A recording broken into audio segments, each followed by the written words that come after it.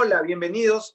Hablemos de política. Tenemos el gusto de recibir hoy a la presidenta ejecutiva de CONFIEP, Marisabel León.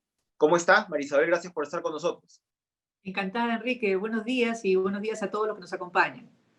Primero, preguntarle sobre la perspectiva gremial de la recuperación económica en una instancia y, por supuesto, del empleo para los próximos meses. ¿Cómo ven el panorama desde CONFIEP? Claro, nosotros estamos haciendo una evaluación por cada uno de los sectores que conforman los gremios de CONFIEP para poder tener una evaluación real de cuál es el nivel de recuperación económica que están teniendo en cada uno de los sectores, la recuperación del empleo, la recuperación de la inversión por sector y la articulación que tienen entre el sector público y el sector privado de cada uno de estos espacios con los que nosotros trabajamos desde CONFIEP, desde los gremios de CONFIEP. Así que estamos haciendo este estudio minucioso para poder tener una data exacta de cuán activados están ya todos los sectores en medio de esta todavía continuidad de la emergencia por el COVID-19 en nuestro país, ¿no?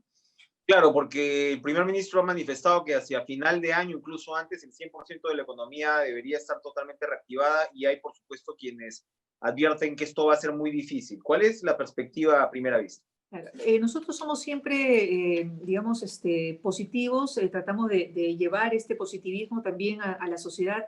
Claro, estamos pasando una situación de devastación económica que ha dejado esta pandemia, pero el Perú es un país resiliente y vamos a poder salir adelante, estamos seguros de eso.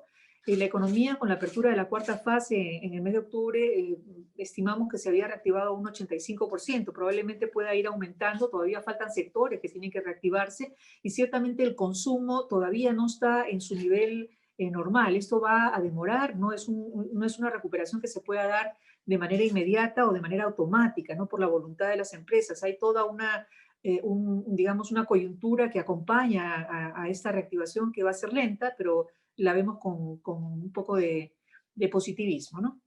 Interesante. CONFIEP, digamos, siempre pues en una situación como esta, el espacio de las políticas públicas tiene un límite, ¿no? Y como usted señala, pues hay de todas maneras, al país le ha golpeado de manera importante la pandemia, el consumo todavía no se ve pues una recuperación importante, ni qué decir de lo que ha sido la caída del empleo, incluso atemperado en algún nivel, pero de todas maneras pues un impacto grandísimo en general en los ingresos del ciudadano promedio. ¿Ustedes tienen recomendaciones o grandes líneas específicas de lo que el gobierno no debería hacer, no está haciendo y debería hacer? Claro, mira, Enrique, parte de lo que nos preocupa mucho dentro de CONFIEP es la situación de las micro y pequeñas empresas, ¿no? Tú sabes que la Asociación PYME Perú está agremiada a CONFIEP y nos causa una enorme preocupación, digamos, el cierre que ha habido de muchas de esas empresas o las dificultades que están pasando. Inclusive en las medianas y grandes empresas también hay dificultades, han habido recortes en los horarios de algunos trabajadores porque la producción no está al nivel que normalmente ha estado y toda esta situación genera un impacto definitivamente en los ciudadanos y en las familias, que ven reducidos también sus ingresos, ¿no? La situación es muy compleja. Por un lado, como digo, la todavía no activación al 100% de las actividades empresariales en todos los rubros, en todo el nivel que han venido trabajando hacia el año pasado, genera esta situación que estoy mencionando de, digamos, vulnerabilidad de las familias también. Entonces, esto acompaña la escasa rueda del consumo que genera también un impacto en la misma producción, ¿no? Entonces, lo que nosotros quisiéramos es que el gobierno continúe acelerando los programas de asociaciones público-privadas que están dentro del plan de infraestructura, por ejemplo, declarado y aprobado, anunciado públicamente, además, en octubre del año pasado, y que la ministra de Economía ha anunciado también que se va a continuar trabajando en esa línea. Activando toda la inversión pública que está planteada dentro de esta hoja de ruta, digamos, para que pueda generar esta reactivación más rápida y esta reactivación de puestos de trabajo también de manera más acelerada. Los FAE igualmente, ¿no? Los fondos estos que han habido para atender, por ejemplo, en el caso del turismo, están todavía muy lentos, no han sido distribuidos. Hay, una vez que se otorga digamos, el plan de ayuda, hay una serie de actividades intermedias que se tienen que hacer con órganos burocráticos que a veces hacen más lenta la distribución y la llegada de fondos a las empresas que lo necesitan. Entonces, Ujú. sí, tratar de acelerar un poco estos procesos para que la sensación, digamos, de ayuda llegue a las empresas que están todavía golpeadas y no pueden reiniciar en algunos casos sus actividades, ¿no? Hay otras que ya las han reiniciado, pero están limitadas también en su producción de servicios. El sector educativo está muy golpeado también, el sector, no solamente el sector turístico, todavía tenemos un sector de los gimnasios, por ejemplo, que no se han activado, están más vinculados a un tema social cuando en realidad lo que hacen es atender una parte de la salud física de las personas, ¿no? Entonces, todavía hay sectores que tienen que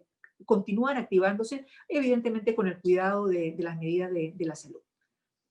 Bien, en los últimos días usted también se refirió a la necesidad de hablar de ciertas regulaciones. ¿A qué nos estamos refiriendo ahí? Las regulaciones han sido mal planteadas, se ha sobreregulado en algunos puntos, en la coyuntura de la pandemia. ¿Cuál es la recomendación? Claro, en general, una revisión, yo lo que dije fue que una vez que termine la pandemia, lo que Mm, debemos hacer, tanto el sector privado como el sector público, porque acá tenemos que reflexionar sobre una nueva situación en la que el marco de las inversiones privadas y el desarrollo de la empresa privada debe darse en nuestro país con una participación mucho más activa en políticas públicas, en planificación estratégica de las cosas que se tienen que hacer con los fondos que nosotros como ok. contribuyentes ponemos en las manos, digamos, del Estado. Tenemos que tener una participación mucho más intensiva, ayudar con todo nuestro conocimiento, nuestra experiencia, en fin, tenemos que tener un poco más de participación. Lo que yo dije fue que había que revisar la normatividad en general en los diferentes sectores para tratar de mantener aquella que sea la adecuada, la prudente. No quiero decir con esto que no queremos regulación, tiene que haber Ujú. regulación, pero esta regulación de parte del Estado hacia el trabajo que hay en el sector privado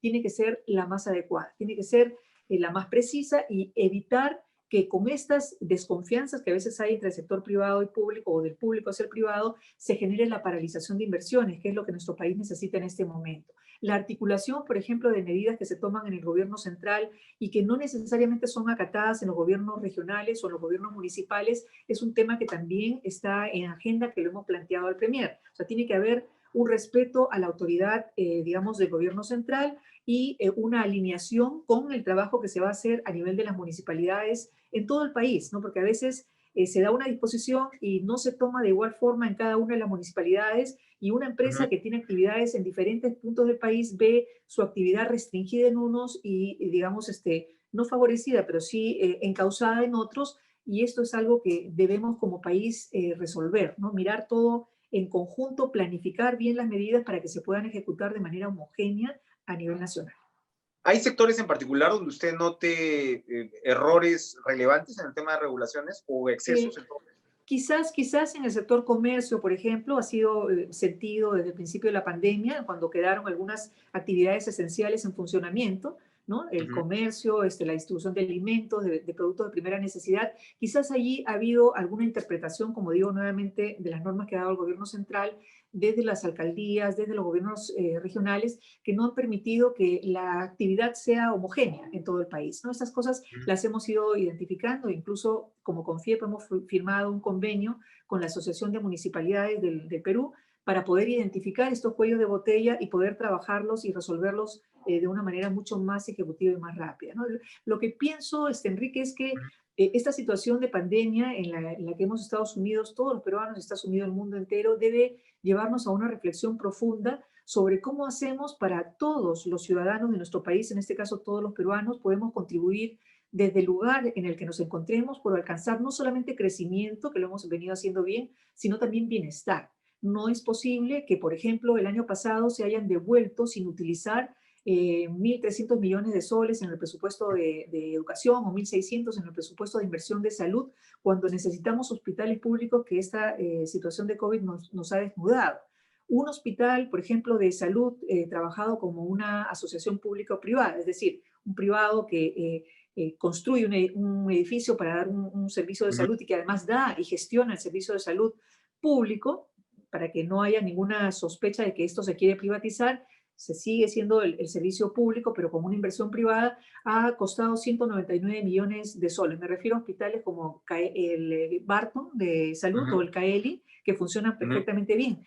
¿Cómo devolvemos 1.600 millones de soles al final del año 2019 cuando con 200 millones podemos construir un hospital de primer nivel y darle un servicio y un bienestar a la población? Esas cosas ilógicas son en las que tenemos que trabajar. Es decir, el sector privado no solamente comprometerse con ser el que contribuye con el dinero para los fondos públicos que deban ser redistribuidos, sino también comprometernos más con la ejecución, con la planificación y con asegurarnos que estos dineros que nosotros producimos lleguen a toda la población y generen realmente un bienestar. Creo Muy que esa es bien. la reflexión que nos deja esta situación de pandemia a estas alturas, Enrique. ¿Cómo observa el papel del Congreso en Bueno, relación a siempre lo que estamos hablando, ¿no? siempre con preocupación. Yo entiendo que los congresistas en su mayoría son congresistas nuevos, hay algunos que sí tienen experiencia previa y probablemente hagan las cosas con buena voluntad, no tengo duda de que eso puede ser así, pero muchas veces dejan de oír voces técnicas, voces especializadas. Uno no conoce todos los temas que trata, uno tiene que asesorarse con las personas que conocen más de los temas y escuchar antes de tomar decisiones precipitadas que lo que puedan llevar al final es a perforar el presupuesto público, ¿no? O a Ujú. generar situaciones que beneficien, entre comillas, en el corto plazo a la ciudadanía, pero que no vean el mediano ni el largo plazo. Creo que allí hay un llamado a que el Congreso reflexione en la velocidad de las decisiones que toma. Yo no quiero decir que queremos que se vuelvan a situaciones antiguas en las que un proyecto de ley podía demorarse 6 años. No me Ujú. refiero a eso, pero tampoco un proyecto que se apruebe en 10 minutos sin ningún tipo de reflexión. Hay que pensar bien cuáles son las propuestas que se hacen, evaluarlas, convocar a todas las personas que tienen cierto grado de conocimiento y autoridad para que puedan ser escuchadas y tomar decisiones que puedan ser consensuadas y que puedan ser cumplidas por la sociedad. Creo que ese es el primer Ujú. llamamiento que yo haría al Congreso de la República, ¿no? Poder seguir Ujú. trabajando, pero en consenso, escuchando las voces técnicas, escuchando las voces especializadas antes de tomar decisiones. Finalmente, ¿qué impresión le da la actual situación del presidente Martín Vizcarra? Hay señalamientos graves de aspirantes a colaboradores eficaces sobre actos de corrupción, ¿no?, cometidos durante su gobierno en Moquegua. Y bueno, él de alguna manera pues está advirtiendo que esta moción de vacancia que se va a discutir el sábado, a ver si pasa a debatirse propiamente dicha en el Congreso, pues sería una herramienta para retrasar las elecciones. ¿Qué opinión tiene sobre la Mire, situación política Enrique, actual? digamos, mi opinión es que las personas tienen que hacerse cargo de sus actos, tienen que responder por sus actos ante las instancias que correspondan en el momento oportuno, cuando se den las condiciones para hacerse. Yo creo, soy una creyente en la presunción de inocencia de las personas hasta que no se logre probar que han cometido algún delito. O sea, soy una persona que no está de acuerdo con las carcelerías previas, por ejemplo, mientras las personas no hayan sido encontradas culpables porque se viola su Ujú. derecho a la libertad, por ejemplo. Sí creo que el presidente tiene, ante toda esta información que ha salido, que someterse a una investigación profunda, que creo que ya se ha iniciado en la Fiscalía, y asumir las consecuencias de sus actos si acaso se llegan a probar en el momento que resulte oportuno. La vacancia, las solicitudes de vacancia son temas políticos que se tratan en un espacio político como el Congreso de la República. Son constitucionales, pero hay que evaluar cuáles son esos argumentos que se van a utilizar o que se van a debatir para una posible vacancia. Yo creo que queda en la esfera de un poder del Estado, como es el Congreso de la República, que tendrá que evaluarlo y tomar una decisión, esperemos que sensata, para poder mantener la estabilidad de nuestro país. En su última columna publicada en el diario Correo, usted advierte de ciertas prácticas intolerantes que de alguna manera, desde su perspectiva, se venden como democráticas, pero terminan siendo supresoras, ¿no?, del debate, de la división, y de alguna manera reducen, ¿no?, ese tipo de divergencias que, como repito, deberían resolverse en el ámbito democrático. ¿Esto lo plantea usted con miras a la próxima campaña? Yo lo planteo como una situación transversal en nuestra sociedad, Enrique. Yo creo que a lo largo de los años hemos ido asumiendo algunas posiciones ideológicas intransigentes en algunos casos que no admiten el debate de ideas o la discrepancia. Si tú tienes una idea y no es aceptada por los demás, pues bienvenida digamos, los argumentos. No vamos a discrepar con argumentos, no como estamos viendo últimamente con adjetivos o con insultos o con descalificaciones. Es decir, es como si existiera una verdad única o una idea autocrática que algún sector quiere imponer. Las Ujú. ideas no se imponen, se exponen, se explican, se debaten, uno trata de convencer a los demás de la bonanza de sus posiciones o de sus ideas con argumentos, no con adjetivos, sino con insultos. Y este es un llamado a toda la sociedad en realidad, a que podamos discrepar. Van a haber personas que tengan ideas A, ideas B, ideas C, ideas D, y todas deben ser bienvenidas y deben ser debatidas con argumentos hasta llegar a un consenso en el que se vea cuál es la que ganó, digamos, ¿no? O la que va